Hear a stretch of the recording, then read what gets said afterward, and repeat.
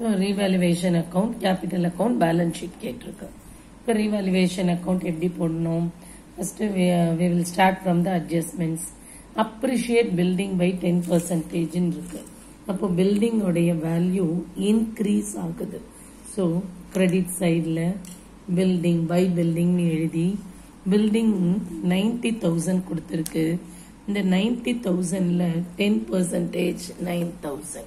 So by building 9,000 எழுதிட்டோம். அடுத்தது stock to be depreciated by 5%. அப்ப stock value குறைக்கிறோம். So to stock ன்னு போட்டு stock ஓட value 20,000 கொடுத்திருக்கு. 5% 1000 எழுதிடுறோம். Debit sideல to provide for 1000 bad debts. இதுவும் again loss. நம்ம bad debtsக்காக கொஞ்சம் amount ஒதுக்கி வைக்கிறோம் 1000. அப்போ இதையும் டெபிட் சைடில் to provision for bad debts 1000 எழுதிடுறோம். Unrecorded liability கொடுத்திருக்கு. Again loss. இப்போ டெபிட் சைடில் to unrecorded liability 8,000 எழுதுறோம். நம்ம revaluation account போடும்பொழுது debit the losses, credit the gain போடணும். அடுத்தது capital account. ஃபர்ஸ்ட் என்ன எழுதணும்னு சொல்லியிருக்கோம். எப்பயும் கேபிட்டல் அக்கௌண்ட்ல இந்த ஓப்பனிங் பேலன்ஸ் எழுதணும். டபுள் சைடு எடுத்துக்கணும்.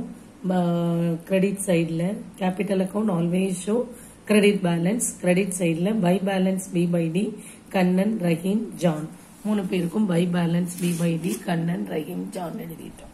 அடுத்தது இதே சைடு 3 சொல்லியிருக்கோம். ஏதாவது ப்ராஃபிட் அண்ட் லாஸ் இருந்தாலோ, ஜெனரல் ரிசர்வ் அல்லது ரிசர்வ் ஃபண்ட் இருந்தாலோ, அல்லது ஒர்க்மென் காம்பன்சேஷன் ஃபண்ட் அது மாதிரி ஃபண்ட் இருந்தாலும் பிரிச்சு தரணும்னு சொல்லியிருக்கோம்.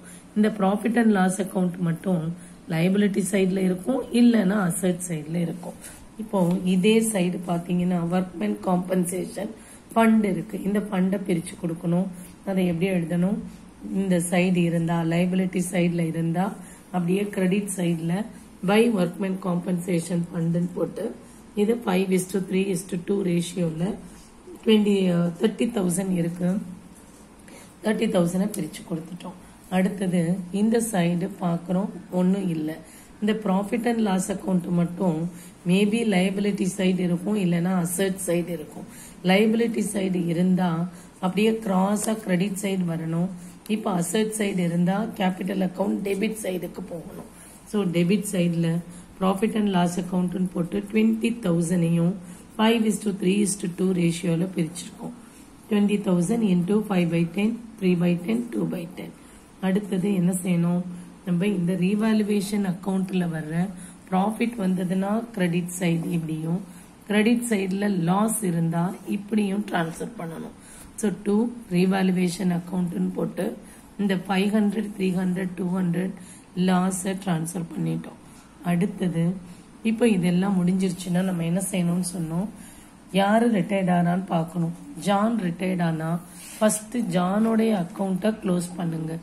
கிரெடிட் சைட்ல 46,000 இருக்கு, டெபிட் சைட்ல 4,200 இருக்கு. பேலன்சிங் ஃபிகர் 41,800 வருது. இத நம்ம ரிட்டையரிங் பார்ட்னர் இஸ் இம்மீடியட்லி பெய்டா இல்ல நாட் பெய்டான்னு பார்க்கணும்.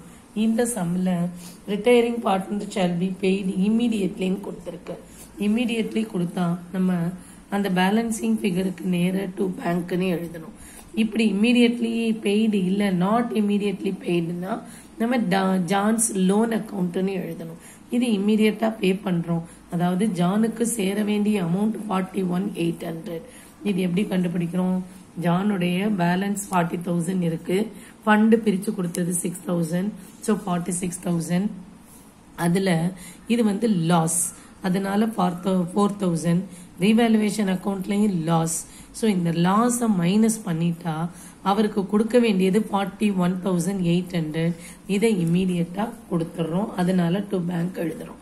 நெக்ஸ்ட் மற்ற 2 பார்ட்னர்ஸ்க்கும் பேலன்ஸ் பண்ணணும். 1,15,000, இங்க 89,000 இருக்கு. டிஃபரன்ஸ் 1,04,500, 82,700 வருது. இதை பேலன்ஸ் சி பை டின்னு எழுதிட்டு கிரெடிட் சைட்ல by balance b by d, கண்ணனுக்கும் ரஹீமுக்கும் உண்டு, ஜானுக்கு கிடையாது, John retired. Next balance sheet போடணும். பேலன்ஸ் ஷீட் உங்களுக்கு தெரியும். நம்ம இங்க இருக்கிற அசெட்ஸ் எல்லாத்தையும் அப்படியே ஒவ்வொரு அசெட்டையும் கொடுத்திருக்கிற பழைய பேலன்ஸ் ஷீட்ல இருக்க வேல்யூ எல்லாம் இன்னர் காலம்ல எழுதி அந்த அட்ஜஸ்ட்மெண்ட்ஸ்க்கு ஏற்ற மாதிரி எழுத வேண்டியதான். அதாவது இப்போ பில்டிங் இங்க என்ன இருக்கு 90,000, கீழே பார்க்குறோம் அப்ரிஷியேட் பில்டிங் 10%. அப்போ பில்டிங் ரீவாலுவேஷன் அக்கௌண்ட்லயே பார்த்தோம் 9,000 போட்டிருந்தோம். அப்போ 90,000 பிளஸ் 9,000 99,000.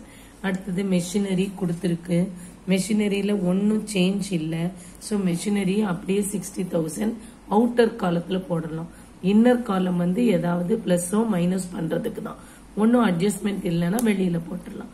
அடுத்து டெட்டாஸ் 30,000 கொடுத்துருக்கு, டெட்டாஸ் 30,000. கீழே அட்ஜஸ்ட்மெண்ட்ல டெட்டாஸ் வந்து 1000 பேட் டெட்ஸ் இருக்கு.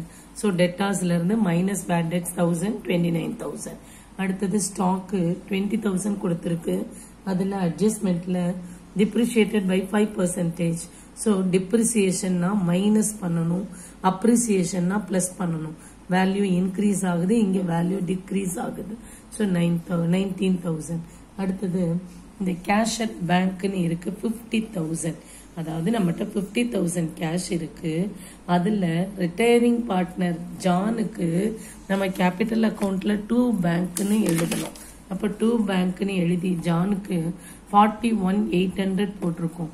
இந்த 41,800 எந்த பேலன்ஸ்ல குறையும் அப்படின்னா பேங்க் பேலன்ஸ்ல இருந்து குறையும்.